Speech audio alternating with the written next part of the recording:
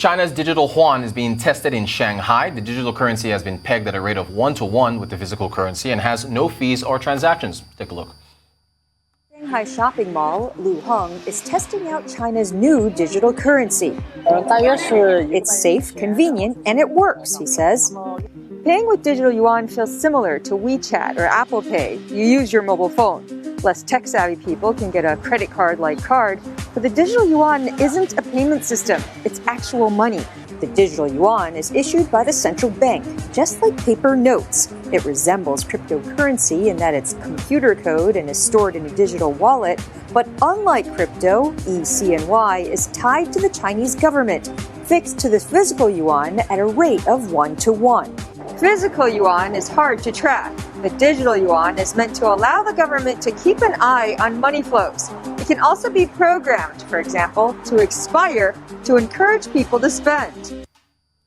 All right, joining us from our Abuja studio is Charles Okaformbah, who's a blockchain solutions architect and co-founder at Convexity. Charles, good morning to you. Thank you so much for joining us. What do you think is, China is trying to achieve here with this digital currency? What's the overall strategy? Okay, good morning, Rotus. What China is actually trying to do is to internationalize the yuan, and also as a way of countering the Bitcoin payment system that is already taking over the world. And then looking at the advantages of digital currency by the central banks, it helps to reduce their cost of instead of using fiat, it helps to reduce the cost of printing fiat currencies, and also tracking illegal activities once it is digitized. Then also, China has actually been building their digital currency since 2014. They've been working on it, so it's not like a new project for them. And also, currently, they are working with some other countries to for transaction settlement across countries. That's between Hong Kong, we have Thailand, we have UAE. So China is actually working beyond just the local use of their digital yuan. Thanks for that. So the US and Europe, they are yet to get this far. They've talked about preliminary discussions on their own Fed coin for for America, I think the EU coin for Europe. Is China ahead of the rest of the world, and can they be caught at this point? Yes, China is actually ahead of the world with this launch of their digital yuan. Though China is not the first country to launch a digital currency. We've seen Venezuela, right? Venezuela came out with theirs and they named it Petro. Though they had issues with adoption due to hyperinflation and some US sanctions. So China is actually ahead, but they can still be caught. And then in the crypto world, we have stable coins that are already tied to the dollar. We know dollar is still like the global currency. So these stable coins are already tied to the dollar, and they are being used by majority of users in the crypto world and even off the crypto world. Currently, the OCC, that is the Office of the Comptroller of Currency in the US, has even approved US banks to make use of such stable coin that is backed by fiat, that is the dollar.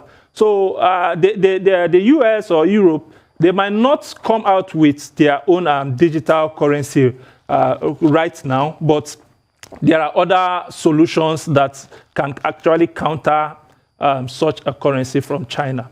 All right, so thank you for that. Speaking of counter, I want to ask you about the digital yuan versus cryptocurrencies and payment players in this payment space. Seeing as the yuan doesn't have any fees, I mean, does that not directly threat the use case for crypto as a currency, and then companies like WeChat Pay and Apple Pay that charge transactions for their fees? Or rather, charge fees for their transactions. Sorry, go ahead. For their transactions.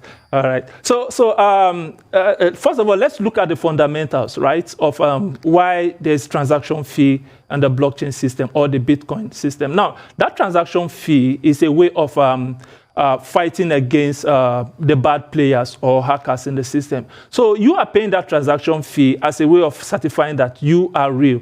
So for somebody that wants to attack the platform or attack the Bitcoin network and all that, you need to spend, and spending can be quite expensive, and you might not still achieve your aim. So the transaction fee in the blockchain world, if I'll put it that way, has it has a reason for it being that way. That's number one. Number two, currencies like Bitcoin, they are like an alternative way of people preserving their wealth or their assets. And if a country's currency or if a government's instrument is not doing well, the Bitcoin system already provides an alternative model of preserving your wealth away from government's handle, away from government's policy, away from government's own kind of currency. So with that, you find out that people can easily move out. It doesn't threaten, right? Rather, it will actually be side by side with the digital yuan that China just released. And then again, companies like WeChat that already have a payment system, and it is quite, you have a large user base to those systems.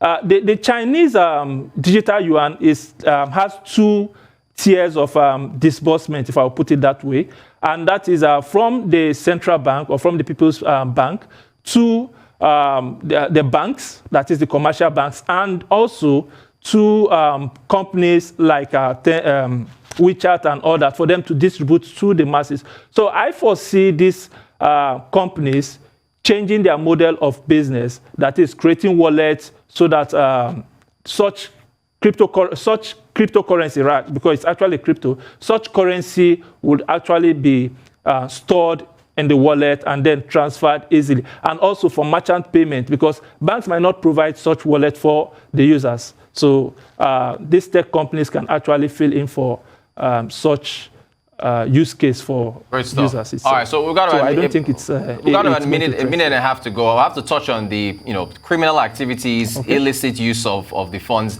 China is using this to track all transactions. So what about privacy? Is that a hurdle to acceptance of the digital yuan? Yes. Well, currently, there are research and users are quite scared, though the government have assured users of a controlled anonymity where all their details will not be tracked. But, China is a communist state, so there's still this fear of the masses using such a currency for payment. So it might affect the adoption, but still we don't know. The Chinese government can still have their way of coercing their citizens to make use of such a currency. All right, we've got only a minute to go, Charles. With what's happening in China, what's happening in Europe, what's happening in the US, can Africa catch up? Who do you think goes first in a digital currency in Africa? Very quickly, in a minute, is it Egypt, South Africa, or Kenya? Okay, well, it's actually South Africa. Early this year, that's by February, South Africa, they did their second test, more of like a trial of their digital currency. So I think South Africa will be. Ghana has done something around decentralized ledger technology. So we are expecting them to still follow suit, and other countries. And also, for a country to create a stable coin or for a country to create a digital currency, the economy needs to be good in order for their citizens not to drop such crypto once they are getting it, and then going for the ones that are quite valuable. Great stuff. Well, we'll track how these things work out. Charles Okaformbah, co-founder at Convexity, thank you so much for talking to us about the digital yuan and the future of those such payments for different countries around the world.